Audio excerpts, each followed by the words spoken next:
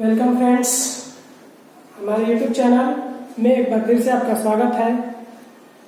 पिछले वीडियो में हमने क्लास 10th में चैप्टर 1 संसाधन के बारे में हमने जानकारी प्राप्त की है, पढ़ा है उसके बारे में। उसमें हम लोगों ने पढ़ा है कि संसाधन क्या होते हैं और संसाधन को कितने प्रकार से बांटा जाता है, कैसे उसको वर्गीकृत किया जाता है। तो उन दोनों टॉपिक के बारे में हमने पूरा अच्छा से जानकारी प्राप्त कर ली है। तो आज इस वीडियो में हम उससे आगे बढ़ने का प्रयास करेंगे। सबसे पहले आता है संसाधन नियोजन। संसाधन नियोजन का मतलब होता है संसाधन का प्लानिंग करना, संसाधन का वैसा प्लान करना कि हम कैसे इसका उपयोग करेंगे कि अधिक समय तक हम उसका उपयोग कर पाए। तो सबसे पहले संसाधन का पहचान करके एक लिस्ट बनाना। संसाधन का पहले पहचान करना कि संसाधन नवीकरणीय है कि अनवीकरणीय, क्योंकि हम लोग जानते हैं कि नवीकरणीय जो होते हैं संसाधन उसे हम लोग अधिक दिन तक उपयोग कर पाएंगे, क्योंकि उनका उपयोग करने के पश्चात भी हम उसका दोबारा निर्माण कर सकते हैं। परंतु अगर अनवीकरणीय संसाधन है तो अगर हमने उसका एक बार उपयोग कर लिया और वे समाप्त हो गए तो हम दोबारा उसका उपयोग नहीं कर पाएंगे। तो ऐसे संसाधन का हमें लिस्ट बनाना पड़ेगा कि संसाधन नवीकरणीय है कि अनवीकरणीय। अगर संसाधन नवीकरणीय है तो हम लोग अधिक दिन उपयोग करेंगे, अगर अनवीकरणीय है तो हम लोग उसका एक ही बार उपयोग कर सकते हैं। तो संसाधन का पहचान करके उसका हमें लिस्ट बनाना चाहिए और उसके पश्चात हमें एक मैप बनाना चाहिए, मानचित्र बनाना चाहिए, भारत का नक्शा बनाना चाहिए कि ये संसाधन हमें भारत में किस स्थान पर मिलेंगे, किस राज्य में मिलेंगे, जिससे हमें उसका खोज करने में आसानी रहेगी। तो पहला का नियम है संसाधन नियोजन का। इसके बाद संसाधन विकास योजनाएं लागू करने के लिए टेक्नोलॉजी तैयार करना। टेक्नोलॉजी का मतलब होता है तकनीक का विकास करना, क्योंकि हम जानते हैं कि बिना टेक्नोलॉजी के हम संसाधन का उपयोग नहीं कर सकते हैं, वो हमारे लिए बेकार है। जब तक हमारे पास उसका उपयोग करने का टेक्नोलॉजी नहीं है, तकनीक नहीं है, तब तक वो संसाधन हमारे लिए बेकार साबित हो सकते हैं। क्योंकि हम जानते हैं कि भंडार संसाधन जो होते हैं उसका उपयोग हम लोग नहीं कर पाते हैं। क्यों नहीं कर पाते हैं? क्योंकि उसका उपयोग करने का टेक्नोलॉजी हमारे पास अवेलेबल नहीं है। तो संसाधन का हम तभी उपयोग करेंगे जब उसके उपयोग करने का टेक्नोलॉजी हमारे पास उपलब्ध हो। तो सबसे पहले मुख्य चीज यही होता है कि संसाधन के उपयोग करने के लिए टेक्नोलॉजी का विकास करना, तकनीक का विकास करना।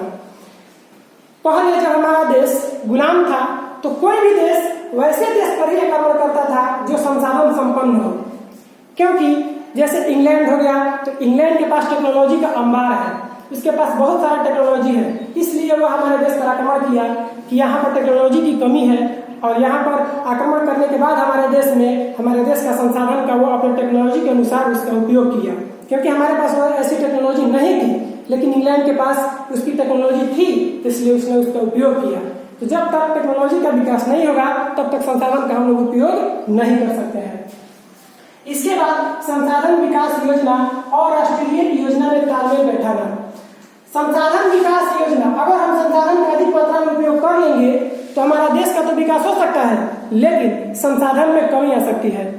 संसाधन का हम अधिक उपयोग करेंगे तो हमारे देश का विकास हो जाएगा, देश हमारा आगे बढ़ जाएगा, विकसित हो जाएगा, लेकिन हमारे देश में संसाधन की कमी हो जाएगी।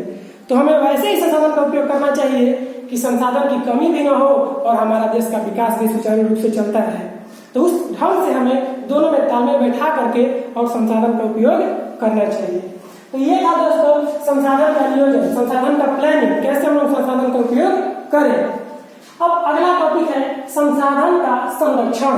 संसाधन का हम लोग कैसे बचाव करें, उसका संरक्षण कैसे करें, क्योंकि हम जानते हैं कि जब हम अधिक मात्रा में संसाधन का उपयोग करते हैं तो कई प्रकार की समस्याएं उत्पन्न हो जाती है।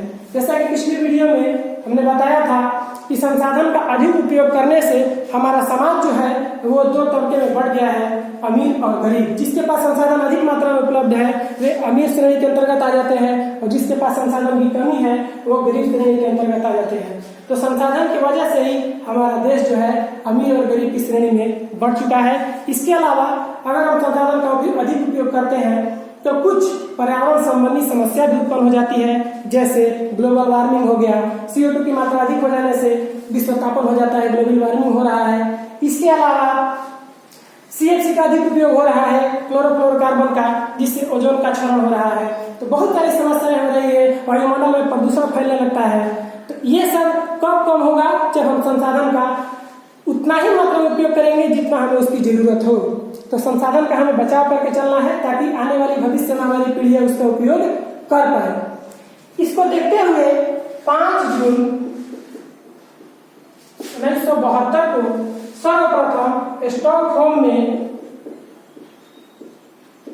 स्टॉकहोम स्वीडन की राजधानी है, यहाँ पर सर्वप्रथम विश्व शिखर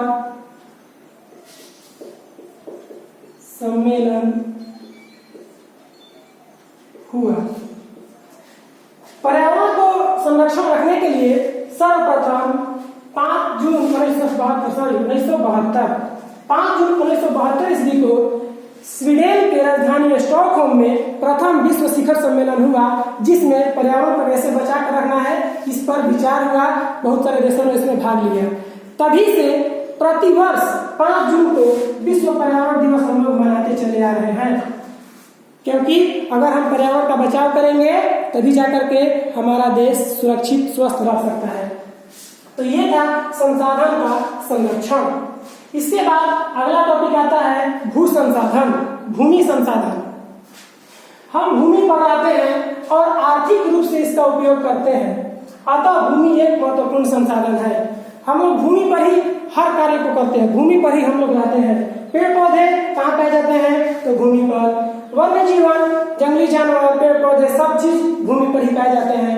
मानव जीवन, कोई भी मनुष्य, हर मनुष्य सब भूमि पर ही पाए जाते हैं। परिवहन, गाड़ी मोटर, वाहन, ट्रेन, सबके सब कहाँ चलते हैं? तो भूमि पर ही चलते हैं। कृषि कहाँ होता है जिससे हम लोग को भोजन प्राप्त होता है? तो वो भी भूमि पर ही होता है। तो इस नजरिए से अगर देखा जाए तो भूमि जो है एक महत्वपूर्ण प्राकृतिक संसाधन है जो हमें भगवान द्वारा मिला है।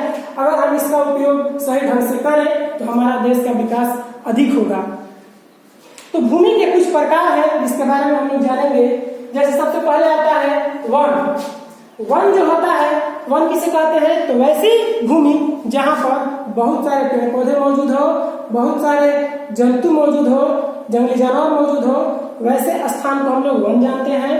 उसके बाद बंजर, तो वैसी भूमि जहाँ पर कृषि करना संभव ही नहीं हो, यहाँ पर कृषि नहीं कर सकते हैं, कुछ उगाया नहीं जा सकता है, वैसी भूमि को कहते हैं बंजर भूमि। इसके बाद गैर कृषि भूमि, वैसी भूमि जहाँ पर इमारतें बनती है, बिल्डिंग बनते हैं, घर बनते हैं, सड़कें बनती है, ट्रेन का ट्रैक बिछाया जाता है, रेलवे ट्रैक बिछाया जाता है, वैसी भूमि को बोलते हैं गैर कृषि भूमि। यहाँ पर भी कृषि संभव नहीं है, कृषि नहीं किया जा सकता है। इसके बाद अस्थायी चारागाह, वैसी भूमि जहाँ पर जंतुओं को चारा दिया जाता है, जंतु चारा का उपयोग करते हैं, वैसी भूमि को कहते हैं अस्थायी चारागाह। इसके बाद उपवन, उपवन का मतलब होता है पार्क, बगीचा। तो वैसी भूमि जहाँ पर हम लोग घूमने के लिए जाते हैं, वहाँ पर कई प्रकार के फूल फल मौजूद होते हैं, वहाँ पर हम लोग टहलते हैं सुबह शाम, ताजी हवा हमें मिलती है, वैसी भूमि को बोलते हैं उपवन।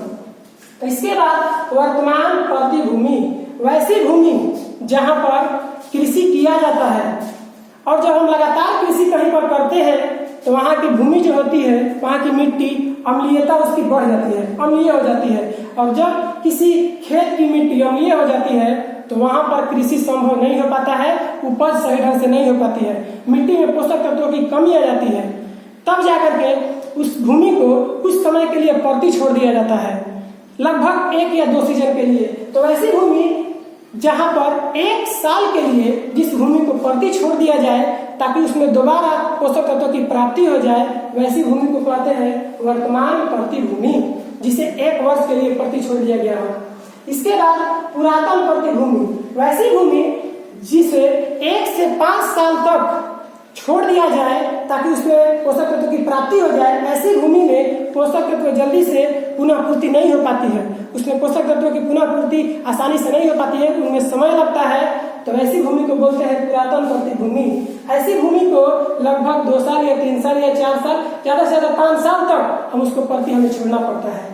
इसके बाद कृषि योग्य बंजर भूमि, वैसी भूमि जहाँ पर कृषि संभव नहीं है, लेकिन अगर हम इसका 5-6 साल छोड़ दें परती तो वहां पर भी कृषि संभव हो सकती है। तो वैसी भूमि को हम लोग बोलते हैं कृषि योग्य बंजर भूमि।